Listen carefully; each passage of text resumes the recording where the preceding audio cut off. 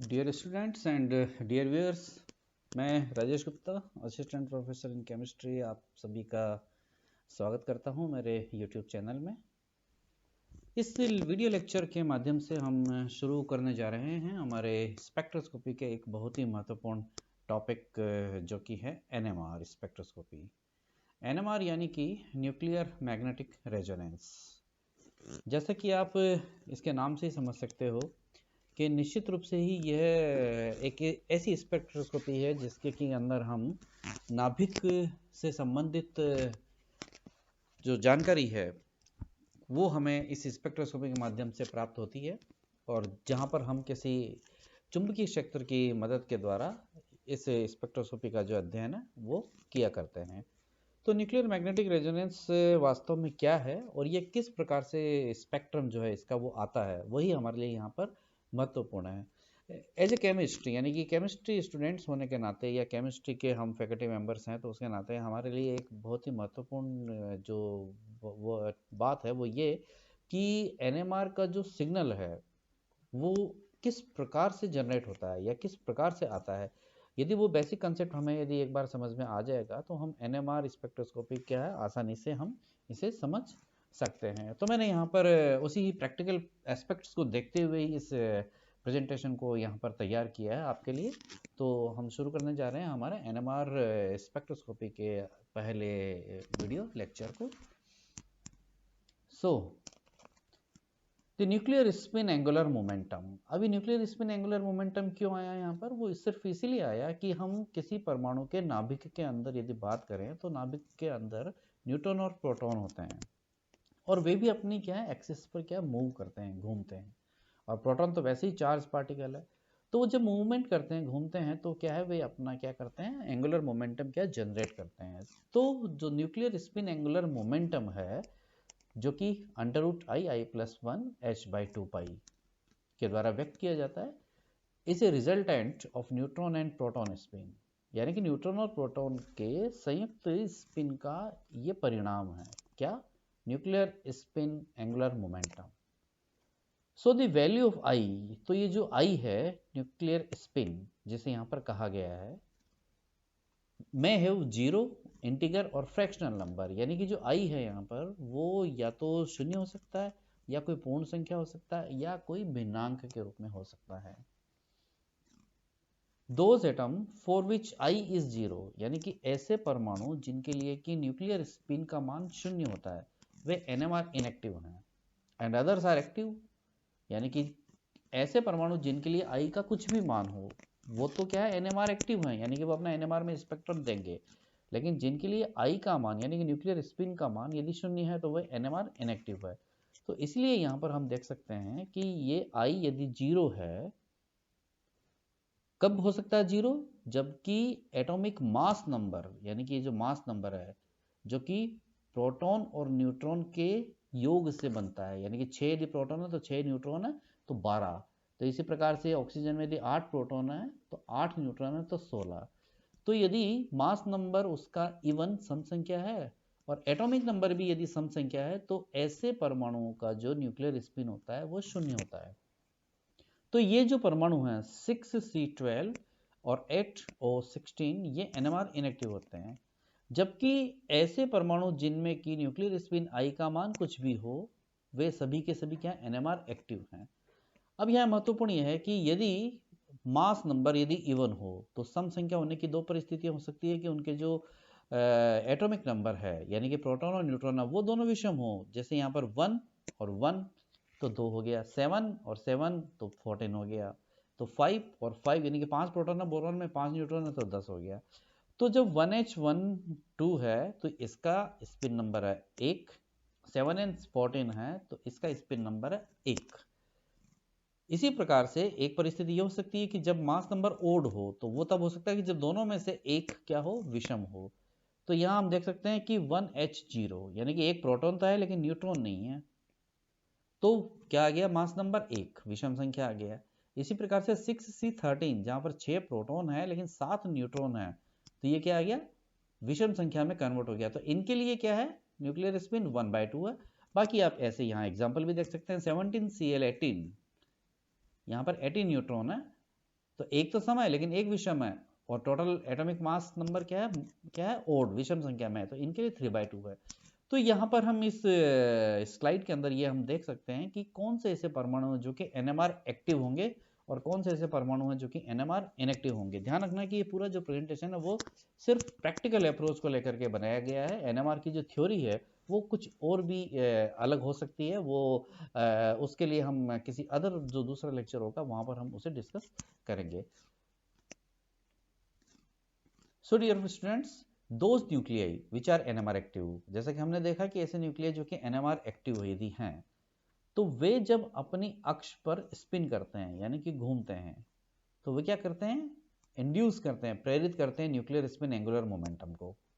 And the spinning nuclei act as a tiny magnet, और वो जो स्पिनिंग न्यूक्लियाई है वो अपने आप में एक क्या है, छोटे चुंबक के भांति कार्य करती है। या यूं कहीं कोई भी चार्ज पार्टिकल यदि है तो वो रोटेट जब करता है तो वो अपने आप में एक चुंबक की भांति व्यवहार करता है। सो व्हेन दिस न्यूक्लियाई, यानी कि इस प्रकार के स्पिनिंग न्यूक्लियाई जो कि एज ए टाइनी मैग्नेट की तरह कार्य करता है, तो when this nuclei are placed in outer magnetic field, तो ऐसे न्यूक्लियाई को जब हम किसी बाहरी चुंबकीय क्षेत्र के मध्य रख दें, दे टेक डिफरेंट ओरिएंटेशंस, तो वे अपने आप को उस बाहरी चुंबकीय क्षेत्र के सापेक्ष विन्यासित करते हैं, जो कि निर्भर किस पे करता है, उनके स्वयं के न्यूक्लियर स्पिन नंबर पर। अर्थात उनके स्वयं के स्पिन नंबर के आधार पर यह निर्भर करेगा कि वे किसी बाहरी चुंबकीय क्षेत्र में कितने ओरिएंटेशंस लेंगे। So the number of orientations that A nuclei may have, अर्थात कितने ओरिएंटेशन एक न्यूक्लियाई लेगा किसी बाहरी चुंबकीय क्षेत्र में, वो किस पे निर्भर करता है, is equal to the 2i+1, जहां i क्या उसका न्यूक्लियर स्पिन है। तो हम जैसे 4 1h1 यानी कि हमारा हाइड्रोजन यानी कि प्रोटॉन की बात करें तो हम देख सकते हैं यहाँ पर कि 2 मल्टीप्लाइड आई, हाइड्रोजन के केस में 1/2 होता है, 1/2+1 अर्थात 2। यानी कि जब हम प्रोटॉन को किसी बाहरी मैग्नेटिक फील्ड में यदि रखें तो वो दो ओरिएंटेशंस क्या है लेगा। वन इज अलाइंड, एक तो बाहरी चुंबकीय क्षेत्र के सापेक्ष और दूसरा बाहरी चुंबकीय क्षेत्र के विपरीत। सो तो जो सापेक्ष स्थिति वाला जो ओरिएंटेशन है वो क्या होगा, कम ऊर्जा वाला है। जैसे हम यहाँ समझ सकते हैं कि I बराबर 1/2 जो हमारा प्रोटॉन है यदि वो in absence of magnetic field है, तो जब उसे हम in presence of magnetic field यदि रख दें और मैग्नेटिक फील्ड बाहर वाले क्षेत्र की डायरेक्शन यदि ऊपर की तरफ है, तो अपने आप को यदि वो अलाइन करता है तो वो कम ऊर्जा स्तर वाला होगा। और एक ओरिएंटेशन जो कि इस बाहरी वाले चुंबकीय क्षेत्र के डायरेक्शन से विपरीत यदि है तो वो क्या होगा, उच्च ऊर्जा वाला होगा, जिनको कि चक्रण +½ और ये -½ से यहां पर व्यक्त किया गया है। नाउ इंपॉर्टेंट क्या है, so due to the splitting by magnetic field, यानी कि यहां पर बाहरी मैग्नेटिक फील्ड ने क्या किया, न्यूक्लियर स्पिन को स्प्लिट कर दिया। So due to the splitting by magnetic field the low energy nuclei, यानी कि जो निम्न ऊर्जा स्तर वाला जो न्यूक्लियाई है जो कि लो एनर्जी लेवल पर है, में ट्रांजिट यानी कि संक्रमण कर सकता है टू हायर एनर्जी लेवल, उच्च ऊर्जा स्तर की ओर। कब, by the absorption of low energy radiation, radio waves, यानी कि बहुत कम ऊर्जा वाली तरंगों के माध्यम से भी उनको अवशोषण करने से ही वो निम्न ऊर्जा स्तर से उच्च ऊर्जा स्तर पर क्या है, संक्रमित कर सकता है। और वे ऊर्जा की जो तरंगे हैं वो कौन सी हैं, सामान्य रूप से रेडियो वेव्स होती हैं, क्योंकि इतनी ही ऊर्जा होनी चाहिए कि वो निम्न स्तर से उच्च ऊर्जा स्तर की ओर संक्रमित कर जाए। अब आप यहाँ आसानी से समझ सकते हो कि जब भी एक ट्रांजिशन होगा तो निश्चित रूप से हमारे स्पेक्ट्रम के अंदर क्या प्राप्त होती है, हमें एक रेखा या कोई ना कोई पीक प्राप्त होता है। So due to this energy absorption, तो इस ऊर्जा अवशोषण के कारण न्यूक्लियर स्पिन क्या होता है, रिवर्सेस हो जाएगा, ऊपर की ओर जाएगा तो न्यूक्लियर स्पिन रिवर्स हो जाएगा। And the phenomenon is called resonance absorption, तो इस घटना को हम क्या कहते हैं, अनुनाद अवशोषण कहते हैं। And since this happens because of magnetic field, और चूंकि ये चुंबकीय क्षेत्र की मदद से हो रहा है, so complete process is called nuclear magnetic resonance, इसीलिए इस पूरे प्रोसेस को क्या कहा गया है, न्यूक्लियर मैग्नेटिक रेजोनेंस का नाम दिया गया है। तो यहाँ पर हम समझ सकते हैं कि जो NMR की जो मेन थीम है कि NMR है क्या, वो यहाँ पर समझना बहुत जरूरी है। क्या है कि एक हमारा न्यूक्लियर स्पिन है जो कि क्या करता है, घूमता है और वो किसी मैग्नेटिक फील्ड के सापेक्ष या उसके विपरीत अपने ओरिएंटेशंस को व्यक्त करता है। और जैसे ही हम बाहरी चुंबकीय कोई ऊर्जा, कम ऊर्जा वाला विकिरण लाते हैं तो वो कम ऊर्जा स्तर से उच्च ऊर्जा स्तर की ओर जाता है तो अपना एक संक्रमण देता है।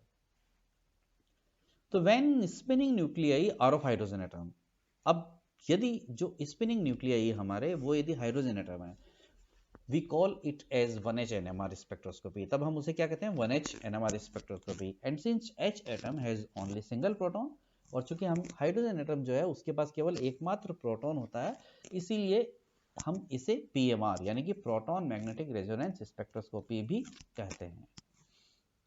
नाउ इंपॉर्टेंट क्या है कि भी संक्रमण के लिए एक ऊर्जा की आवश्यकता होगी ना, तो उसे हम कैसे निकालेंगे, वो इस प्रकार से the energy required for proton transition, यानी कि कितनी ऊर्जा की आवश्यकता होगी इस प्रोटॉन के संक्रमण के लिए, that is from lower energy to higher energy level in atom और in molecule is depends on the magnetic field apply. ये किस पे डिपेंड करता है कि कितना मैग्नेटिक फील्ड को आपने अप्लाई किया है, वो ये है न्यू एनर्जी फॉर्म बराबर गामा B0, गामा जो कि मैग्नेटो-गायरिक रेशियो कहलाता है, B0 बाहरी चुंबकीय क्षेत्र जो आपने अप्लाई किया, तो गामा B0 डिवाइडेड बाय 2 पाई।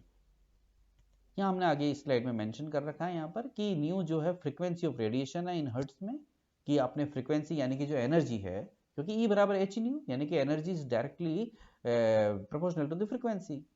तो B0 जो यहाँ पर है वो मैग्नेटिक फील्ड है जो कि गाउस में रिप्रेजेंट किया है, और गामा जो है वो मैग्नेटो-गायरिक रेशियो कहलाता है जो कि स्थिरांक होता है किसके लिए, हर न्यूक्लियर स्पिन के लिए। तो हाइड्रोजन एटम के केस में ये होता है 26753।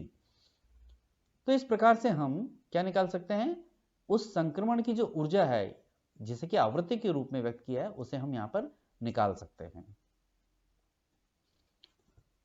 So if magnetic field of 1.41 Tesla, तो यदि हम मैग्नेटिक फील्ड 1.41 टेस्ला, 1 टेस्ला बराबर 10 की पावर 4 गाउस होता है, यदि उसे अप्लाई करें, then the absorption frequency will be 60 megahertz. तो जो अवशोषण की जो ऊर्जा है वो कितनी है, 60 मेगाहर्ट्ज है, और ये 300 मेगाहर्ट्ज होगी कब, जबकि हम 7.04 टेस्ला का magnetic field, 7.04 tesla magnetic field यदि अप्लाई करें तो कितना है इसका energy requirement, 300 megahertz spectrum, 300 megahertz आवृत्ति वाला विकिरण हमें आवश्यक है। तो इसीलिए to observe NMR spectrum of a sample, अर्थात किसी भी सैंपल का या यूं कहीं किसी कंपाउंड का एनएमआर स्पेक्ट्रम लेने के लिए हमें क्या करना होगा, we need to have a continuously changing environment of different frequency radiation, यानी कि हम लगातार क्रमिक परिवर्तित होती हुई आवृत्ति वाली विकिरणों को लेते चले आएंगे, by keeping the magnetic field constant, यानी कि मैग्नेटिक फील्ड को स्थिर करके अलग अलग आवृत्ति वाली लगातार विकिरणों को हम लाते रहेंगे। जैसे जैसे पर्टिकुलर फ्रीक्वेंसी पर स्पिन रिवर्सल होता चला जाएगा, we will get a signal in NMR spectrum, यानी कि जैसे जैसे मान लिया ये इस प्रकार से ये डिफरेंस है, यहां से यहां के लिए 60 मेगाहर्ट्ज की आवश्यकता है, तो यदि इनका एनवायरनमेंट कुछ चेंज हो तो ये आवृत्ति कम या ज्यादा हो सकती है। तो हम क्या करेंगे यहाँ पर कि मैग्नेटिक फील्ड को कांस्टेंट कर दिया, और यहाँ पर हम इस फ्रीक्वेंसी को क्या करेंगे, लगातार कम से अधिक की ओर बढ़ते चले जाएंगे। तो हमारा प्रोटॉन रिवर्सल के लिए जितनी जितनी ऊर्जा या जितनी जितनी आवृत्ति वाली विकिरण की आवश्यकता होगी, उतना उतने पर वह अवशोषण करके स्पिन रिवर्सल होकर के अपना एक सिग्नल एनएमआर स्पेक्ट्रम में देना शुरू कर देंगे। तो इस प्रकार से एनएमआर स्पेक्ट्रोस्कोपी के अंदर जो हमारे सिग्नल है वो प्राप्त होते हैं। लेकिन महत्वपूर्ण क्या है, generally the trend is reverse the process, लेकिन सामान्य रूप से जो प्रक्रिया हम अपनाते हैं वो इसके रिवर्स है।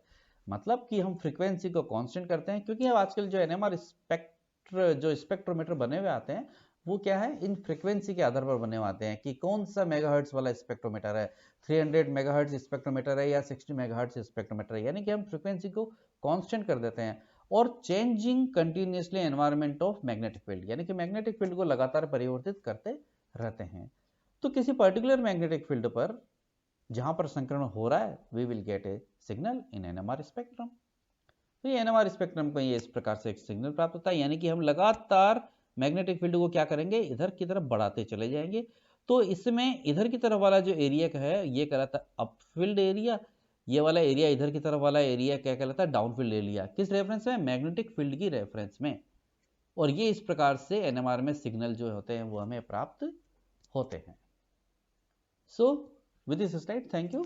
ये इस लेक्चर के अंदर हमने यहाँ पर एनएमआर स्पेक्ट्रोस्कोपी क्या है और एनएमआर स्पेक्ट्रोस्कोपी के अंदर वास्तव में किस प्रकार से किसी एक कंपाउंड का जो स्पेक्ट्रम है वो किस प्रकार से जनरेट होता है या जो सिग्नल किस प्रकार से वो आता है, उसे यहाँ पर हमने सीखा और समझा है, जो कि मैं समझता हूँ कि एनएमआर स्पेक्ट्रोस्कोपी को समझने के लिए बहुत ही महत्वपूर्ण है। आगे की स्लाइड्स के अंदर हम एनएमआर से संबंधित जो और महत्वपूर्ण चीज़ें हैं, जिसमें कि न्यूक्लियर शील्डिंग, डीशील्डिंग और भी बहुत सारे इसके अंदर जितने भी रिलेटेड थिंग्स हैं, वो सब आगे क्रमिक हमारे वीडियो लेक्चर के अंदर आप इन्हें लगातार देखते रहेंगे। So thank you.